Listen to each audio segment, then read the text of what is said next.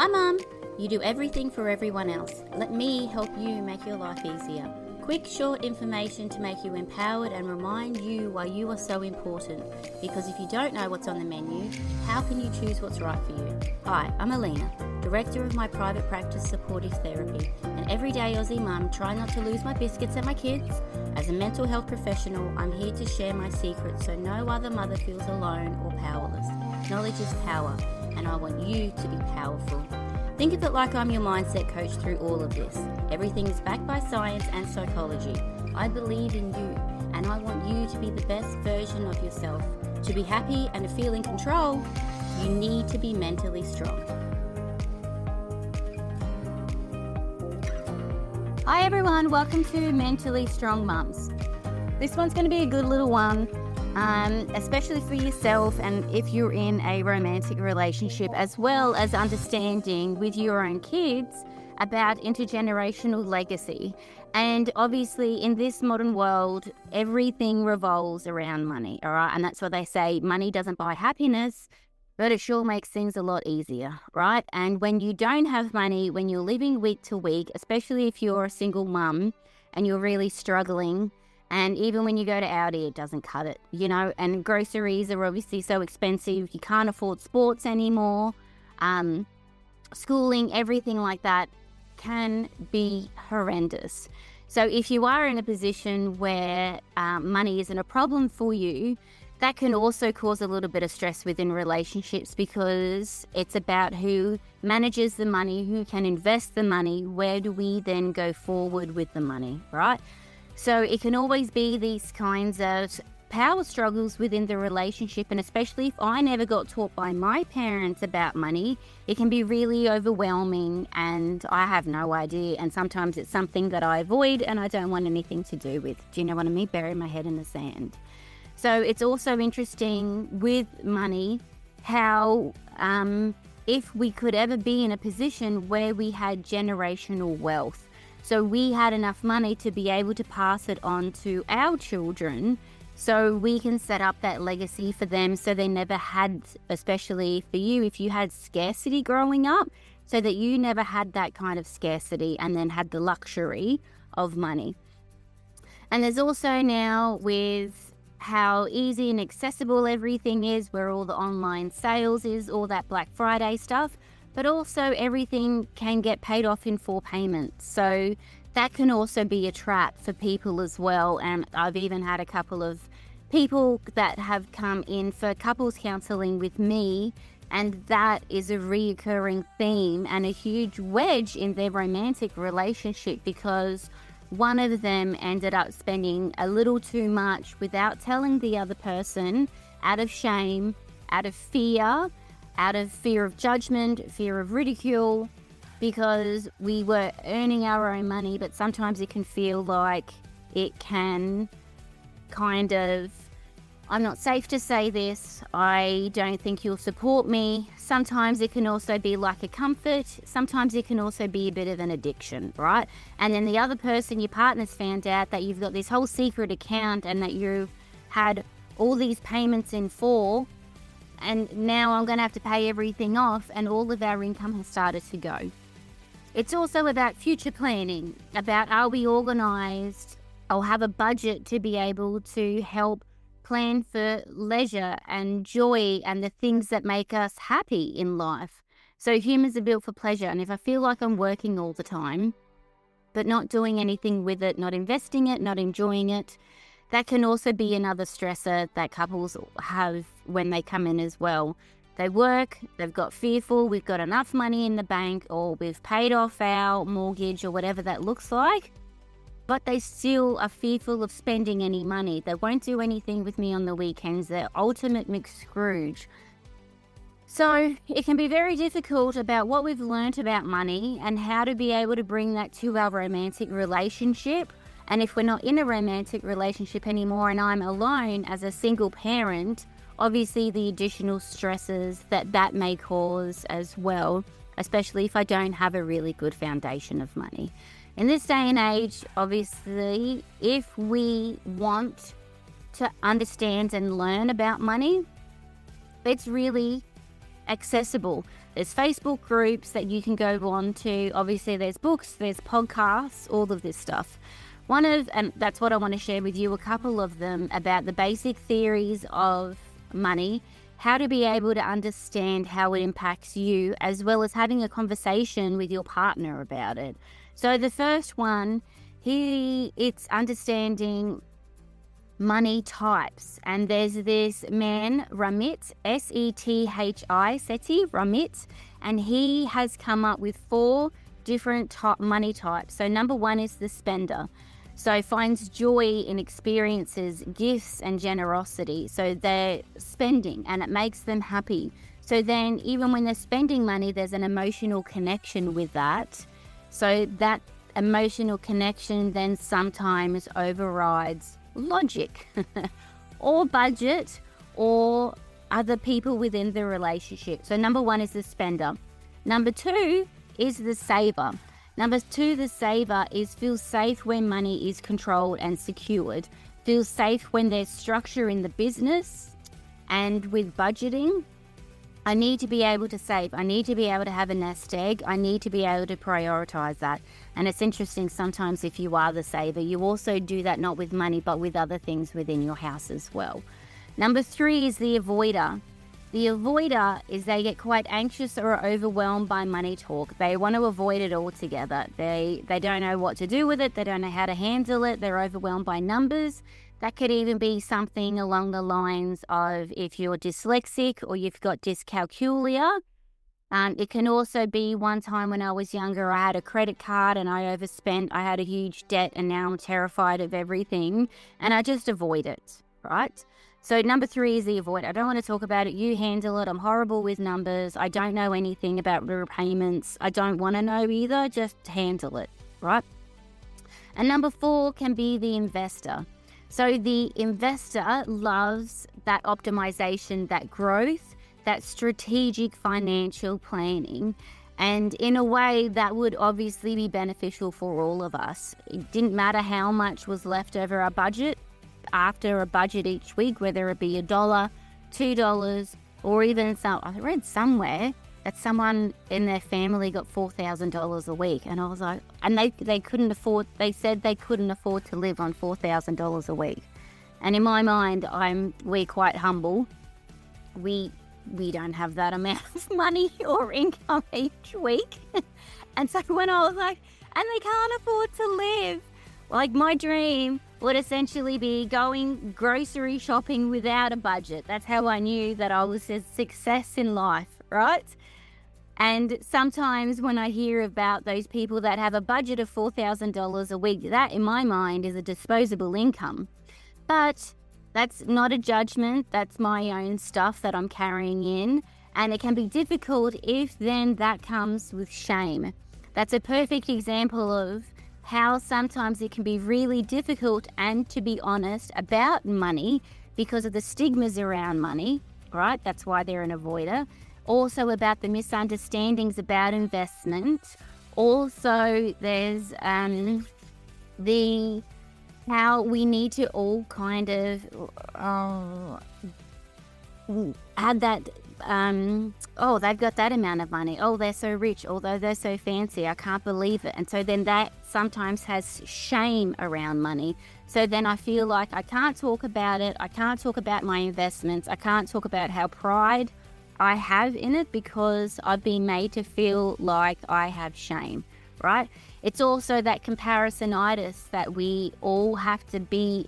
Tall poppy syndrome is what I'm looking for. Tall poppy syndrome is that phenomena in Australia and New Zealand where if anyone gets bigger and taller than the other poppies in the field, we need to cut them off somehow. So, oh, you're boasting, oh, you're bragging, oh, what a show pony, gosh. So we'll take them down a peg. So that's why I don't talk about my achievements, I don't talk about my promotions, and I don't talk about if I get $4,000 per week, because you get the reactions like I literally just had, going, oh my gosh, you get $4,000 a week and you still can't afford. Do you know what I mean? So that's why money, it can be very difficult, and what you have been raised and how you've been surrounded and your relationship with money can impact, one, how you talk about it. if you're that spender, saver, avoider, or investor. So at least if your partner was kind of the same as you, we're both spenders, that can have negative impacts within the family because there's no saving, there's no investing, right? But even if there's one that's an investor and then the other one's an avoider, that means that the one that's avoiding doesn't want to know anything, right? So then the investor, there's a lot of different things that they end up hiding money here and putting it over here and investing in here, but investing in blah, blah, blah, blah, blah. Just sign this for me. But because the avoider doesn't have anything to do with the money, they then don't know where their money's invested. So then if they, for a lack of a better example, they have a separation or a divorce, then there can be all this hidden money because they don't know what they've been investing in under their names. Just handle it for me. Yeah, I'll sign whatever you want. And obviously with all of these 4 different ones, depending if we're the same or if we're different, if we don't talk about it, that's how sometimes it can lead to resentment within the relationship. So resentment can come from, I'm an overspender and I put everything on the pay in full and now I've got a big debt, credit cards off the chain, and I can't afford to eat this week or next week or the week after, you know? It can also have miscommunication. If I have a lot of anxiety and I get scared to bring things up and then I'm anxious, I'm not being able to be fluid in my conversation. So then it can cause miscommunication. What do you mean? Where did you put it? What did you do with it? Well, I don't know. You're right. And then that exacerbates the shame around that as well. And then I'll shut down and then I don't want anything to do with it anymore, right? Sometimes there can be power struggles, especially if we're both full-time parents, we both have an income, right? Sometimes as well, the gender power balance, but if the woman is the primary breadwinner, where she earns more money, what does that look like in the relationship, right? So money is huge in terms of safety in relationships, in pride. And when there's that power struggle, well, I want to spend money on this, well, I don't. Well, you know what? I'm going to have my own account and I'm going to start putting money into that. Well, I'm going to have my own account as well and I'm going to start. No, we're meant to be a team. How can we work together and get back on the same page, right? We want to prevent any of that financial secrecy because in a romantic relationship, in a marriage, we don't want secrets. And something as big sometimes as money can be catastrophic. Because imagine if one of the secrecies, I've ended up having I'm a secret gambler, that's my addiction, and I realised that I've got a gambling debt of about $60,000 and no one's known about it. I'm sorry, we now have to sell the house, we have to sell everything because I have to go bankrupt, right? So it's huge in money to be able to get on the same page, be really brave to be able to have those conversations about it, right? So understanding which one you are and understanding which one your partner is, right? There's also the Australian man, Scott Pape. He's the Barefoot Investor. And so his background story is that I think he lived in Tasmania. And essentially his house burnt down and he had no money, no savings. He had nothing. And when his house burnt down, he didn't have anything to rebuild. And he made that promise to himself that he would never be in that position again. So then he's able to have a theory, books, Facebook pages, and also for kids about barefoot investing and what does that look like, right? So obviously with me, you take everything with a grain of salt. So you don't have to get obsessive about Scott Pape or with Rumitz, with his kind of stuff. Just take a little bit of everything, right? And so even with the Barefoot Investor, his lessons or advocacy or advice is essentially to have 4 different categories, right? So the first one is like your budget to understand all of what's going on that you need and what you're spending, including your subscriptions, your insurance, your household, all of that kind of stuff, right?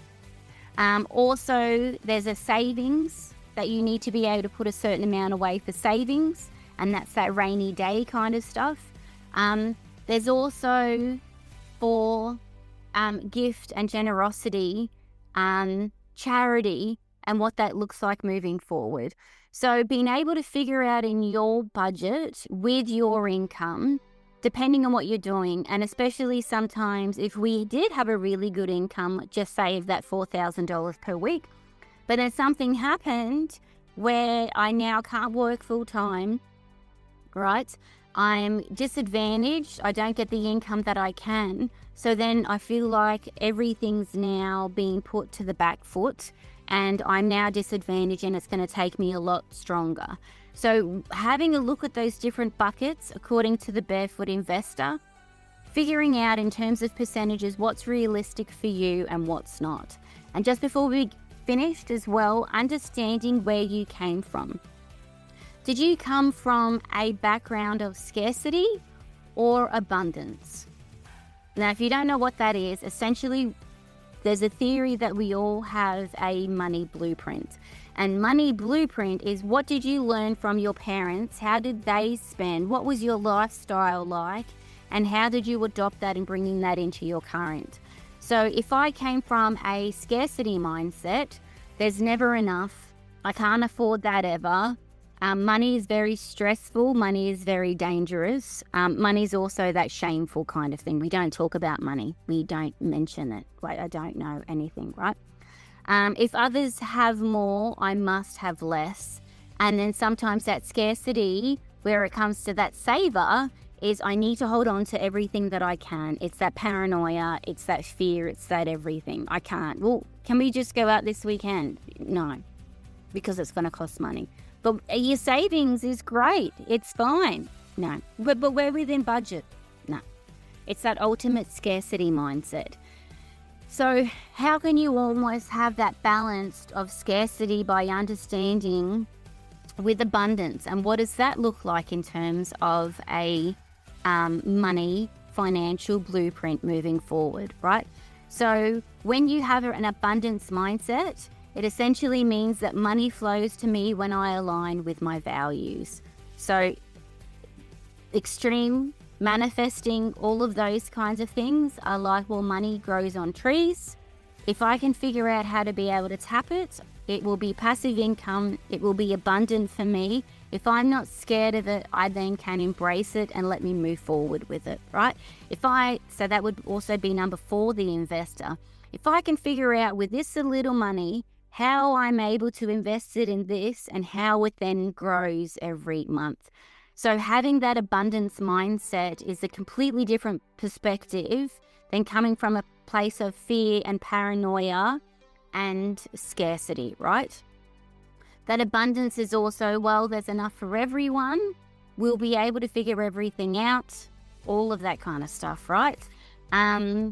Also, that abundance mindset is I can make wise decisions and still enjoy my life. So that's also about being sensible with money because of that abundance. Even though I might have an abundance of money like that $4,000 per week, it doesn't mean that I have to spend every single cent. Do you know? Maybe I could figure out my own buckets and what I want to put them in. Maybe I want to start up a little bank account for my kids and put $5 a week in their little bank account and then give it to them as a gift when they turn 18 or 19 or 20 or whatever that looks like. Maybe in my bank accounts, I've divvied up one bank account for bills, one bank account for holidays, and one bank account for school. So then at the end of each week, however much, there's another one, it's called, if you were in business, it's called the profit first method. And the profit first method is essentially with all your expenses and whatever that looks like at the end of the week or at the end of the month, whatever money's left over, you then reinvest it into the things that are really important to you. So then one will be an account for holidays, one will be an account for bills, and then one will be an account for schools, because obviously we know how expensive schools are. And so then when you can figure out that budget, you can then, with the profit first method, go back in to be able to adjust your percentages, because if you get a regular income, how that impacts my power and control and confidence in my spending, in my saving. And if I'm able to do that, then I can potentially have and look with curiosity at podcasts or books on how to invest it. So then instead of coming from that scarcity mindset, how to be able to have that abundance. Obviously, in me saying all of this as that social worker, I do need to acknowledge about marginalised communities and cultures. And sometimes even as me saying that as a white privileged female, others don't experience what I've experienced as well. And sometimes even migrants coming from overseas that have amazing qualifications, uni degrees, extremely successful, and when they come to Australia, it's not recognised, it's not valid, and so then they don't earn that kind of income either, and they're not able to for a while because of the difference in countries, cultures, recognisations, and then sometimes the biases that of white privilege over. So even though this podcast is primarily education about money moving forward, I also need to validate people that are listening and how difficult it can be for people. And sometimes if you are in that poverty cycle, it is extremely difficult to get out of. Doesn't matter how much you think positively, manifest or budget, because there's nothing left in the budget. So the poverty cycle is real and it can be awful to get into, and that's obviously why there's such an increase in homelessness at the moment. All right, I just needed to say that at the end because I don't want to be naive about everything, but it's just this holistic perspective to be aware of what does my life look like, what options do I have. If I were to able to have a generational legacy for my kids, what would that be? What was my generational legacy from my parents?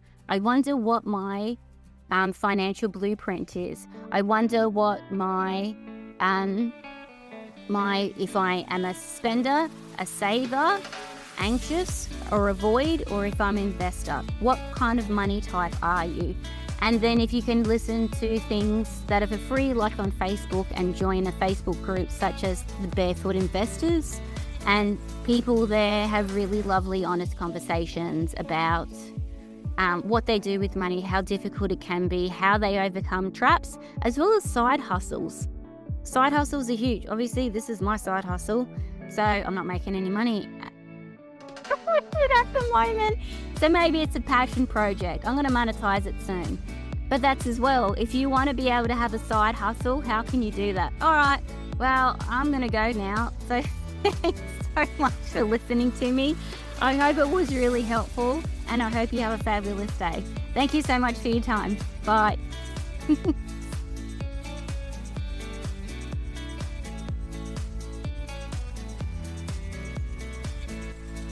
If you are hearing this message, you've listened to the entire episode, and for that, I want to thank you for your support.